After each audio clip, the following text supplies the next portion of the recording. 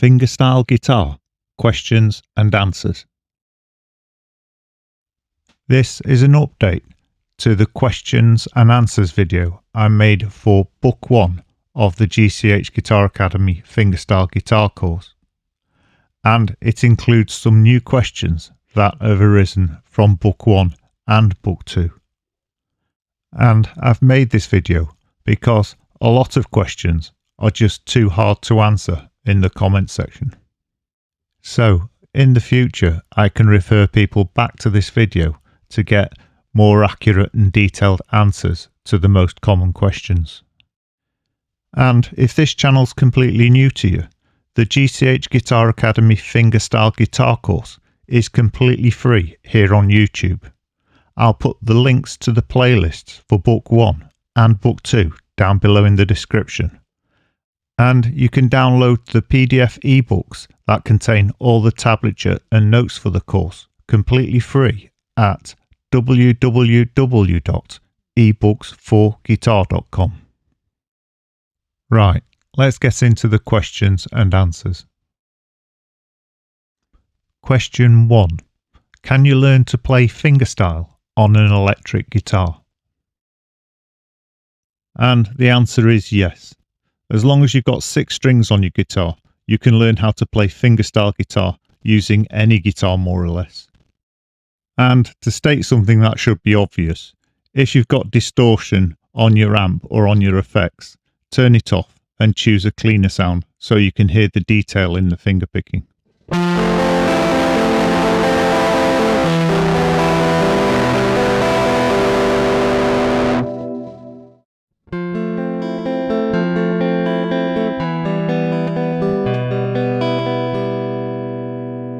If you like to use special effects, for fingerstyle, some of the modulation effects sound really good. For example, chorus, or phaser, or flange.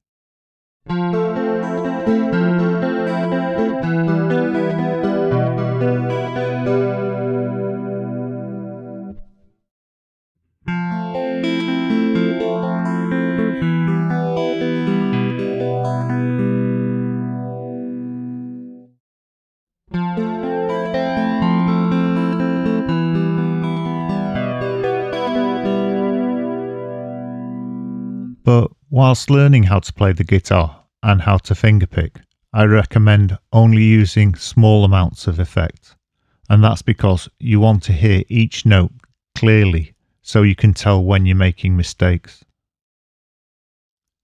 Question 2. How should you hold your picking hand?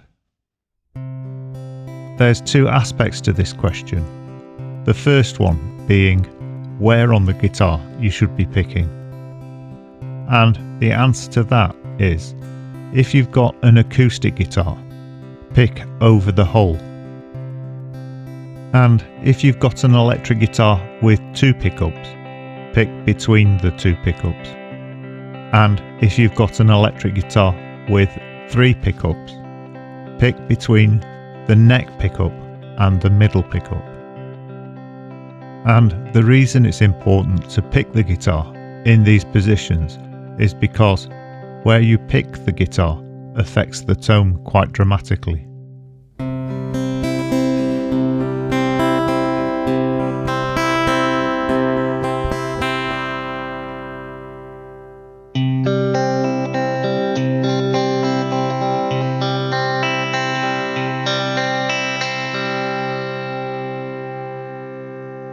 And whilst you're learning to play the guitar and fingerstyle, it's really important to keep rechecking that position, because whilst you're learning a lot of new things, it's easy to let that position drift. As you get more accomplished on the guitar, you'll use these picking positions intentionally to change the sound of the guitar.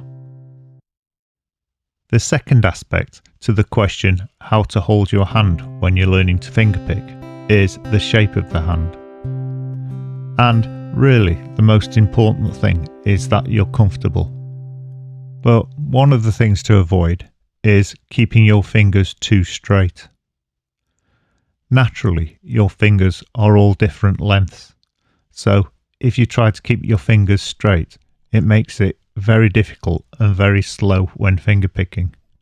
So you want to have a curve in your fingers, so it's almost like a C shape. And doing it this way, your fingers will easily sit at the same level, so all the fingers are level with the strings.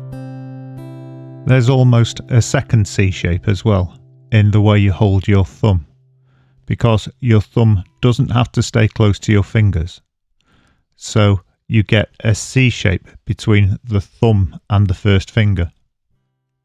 And this is mainly because your thumb works in the opposite direction to your fingers. When you're picking, you pick down with the thumb and up with the fingers. So that little bit of space just allows your hand to move fluently. In the GCH Guitar Academy Fingerstyle guitar course, I'm teaching contemporary guitar style. So you don't have to be too stringent about the way you hold your fingers, because you might want to use other techniques in the future. For example, hybrid picking, where you use a plectrum and your fingers for finger picking. Or you might want to use a technique like palm muting, where you have to change the way you hold your hand completely. Question 3. Do you need to grow your nails to play fingerstyle guitar? And the answer to this is no. If you've got nails, then you can use them. But if not, don't worry, just use the tips of your fingers. And does it make any difference to the sound? Possibly, slightly. But to be completely honest, when you're learning guitar, don't be too fussed about the sound you're getting, as long as you're getting clean chords and clean finger picking. You can improve the sound later when you want to do some serious recording or play live. Also, if you do decide to grow your nails, remember to do it just on the one hand, because if you've got long nails on the fingering hand, you'll find it really hard to get good contact with the strings.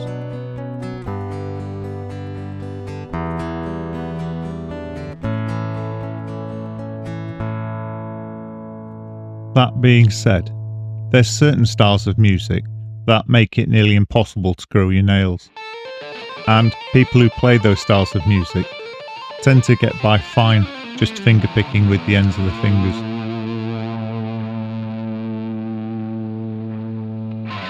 Question 4. Do you need to play a complete chord when the tablature only shows a partial chord? The short answer to this is no, you don't need to play the complete chord. However, this question is a little more nuanced, and I would answer it differently for different guitarists, especially when I was teaching one-to-one, face-to-face. So I'll try and explain what I recommend here. The best answer I can give to this question that applies to the biggest number of people is this. The fingerstyle course is designed for people who already have a little bit of knowledge of the guitar. So the fingerstyle lessons want to combine with or add to what you already know.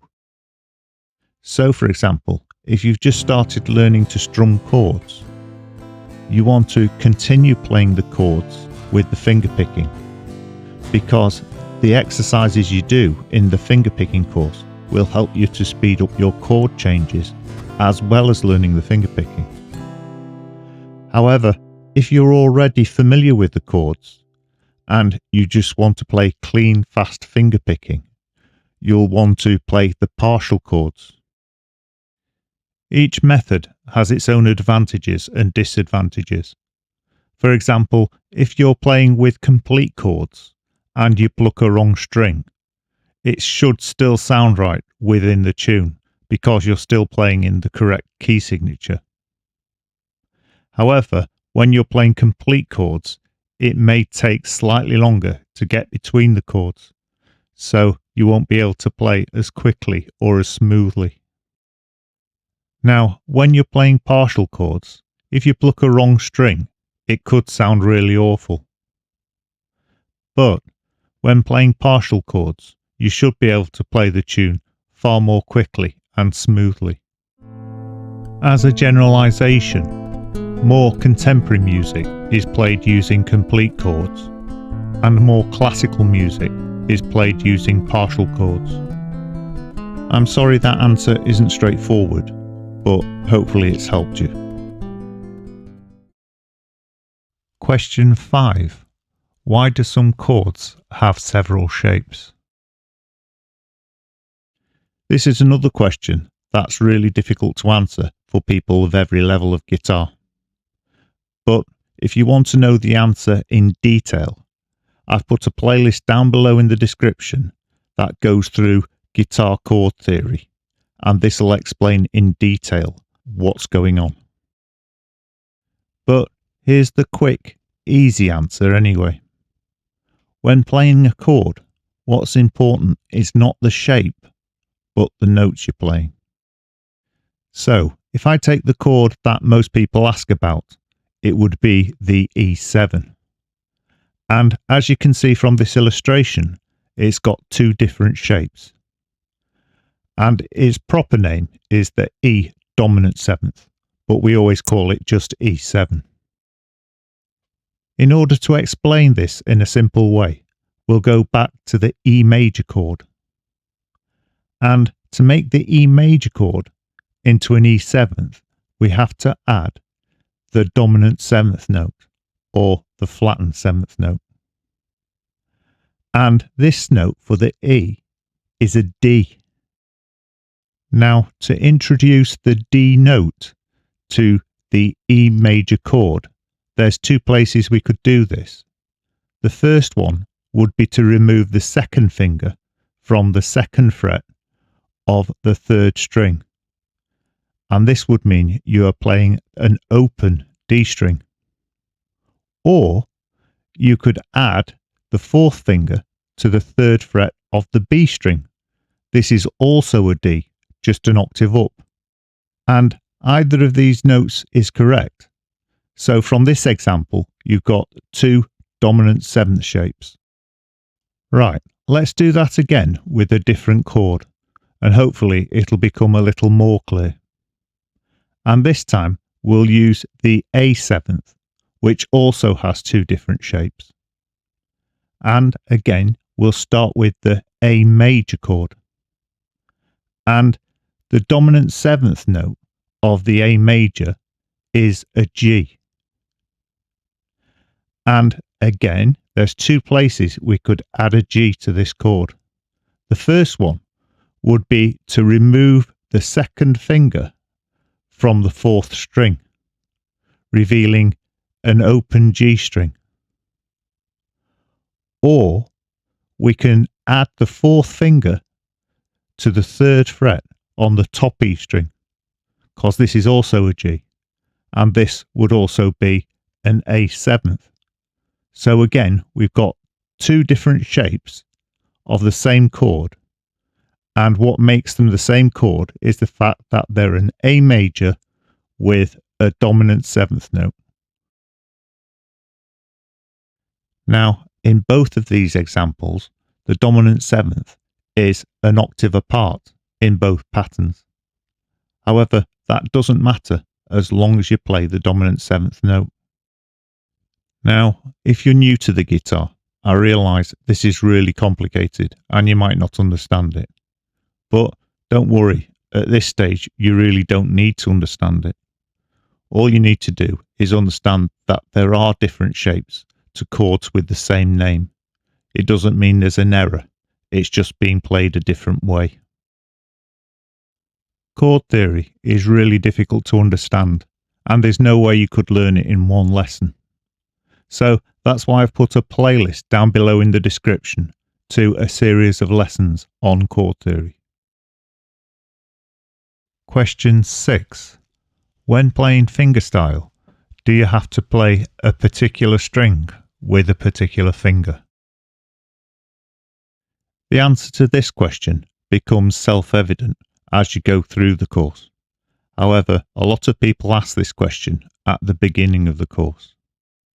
When you start learning fingerpicking, and when you learn specific fingerpicking patterns that can be used with various chords. You start by using the primary finger on the bottom 3 strings and using the index, middle and annular finger on the top 3 strings. However, as you move through the course and become more advanced, this no longer is a rule. You can use any finger on any string basically, and even multiple fingers on one string.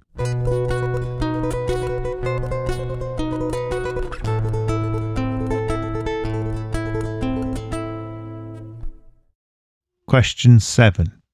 Do you have to get every tuning exercise perfect before moving on? The answer is no.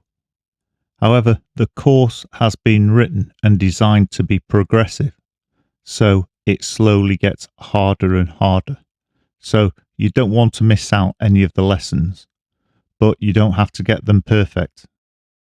I have noticed, as I've been teaching for many years, that there is a psychological element to learning.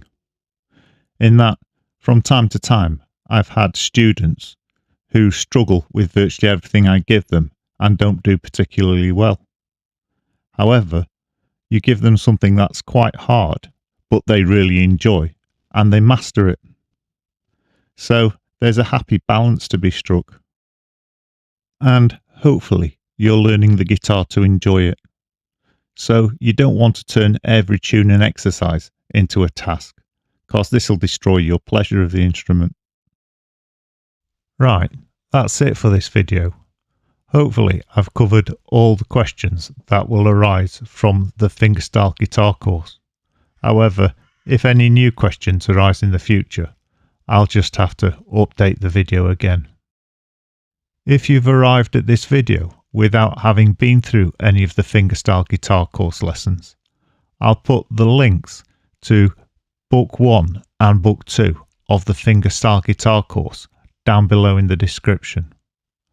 And if you decide you want to go through those lessons, you can also get the ebook in PDF format that goes along with the course, with all the notes and the tabbing, completely free at www.ebooksforguitar.com.